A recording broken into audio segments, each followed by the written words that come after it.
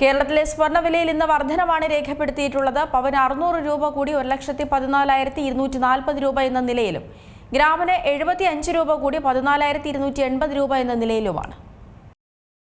ഇന്നത്തെ സ്വർണ്ണവിലയായ 1,14,240 രൂപ ഈ മാസത്തെ ഏറ്റവും ഉയർന്ന നിലയിലാണ്. ഇന്നലെ രാവിലെ 1,13,080 രൂപയായിരുന്നു സ്വർണത്തിന്. പവന് 580 രൂപ ഇന്നലെ രാത്രി ഉയർന്നു. ഇതുകൂടി കൂട്ടുമ്പോൾ ആകെ 1,160 രൂപയുടെ വർധനവാണ് പവനുണ്ടായത്. ഇന്ന് പവന് 600 രൂപ കൂടി. ഗ്രാമിന് 75 രൂപ വർദ്ധിച്ച് 14,280 രൂപയിലെത്തി. പശ്ചിമേഷ്യയിലെ സംഘർഷത്തെ തുടർന്ന് കനത്ത ചാഞ്ചാട്ടത്തിലായിരുന്നു സ്വർണം. അസംസ്കൃത എണ്ണവില വർദ്ധിച്ചതോടെ സ്വർണ്ണവില കുത്തനെ ഇടിഞ്ഞിരുന്നു.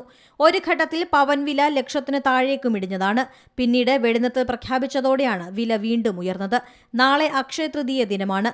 നാളെ സ്വർണം വാങ്ങുന്നത് ഐശ്വര്യവും സമ്പത്തും കൊണ്ടുവരുമെന്നാണ് വിശ്വാസം. കഴിഞ്ഞ വർഷം അക്ഷയ തൃതീയ സമയത്ത് ഒരു പവൻ സ്വർണത്തിന്റെ വില 71,840 രൂപയായിരുന്നു. ഇക്കുറി അക്ഷയ തൃതീയ എത്തുമ്പോൾ 1,14,240 രൂപയിലെത്തി. 62% വർധനമാണ് ഒറ്റ വർഷം കൊണ്ട് വിലയിൽ ഉണ്ടായിട്ടുള്ളത്. News desk C Malayalam news.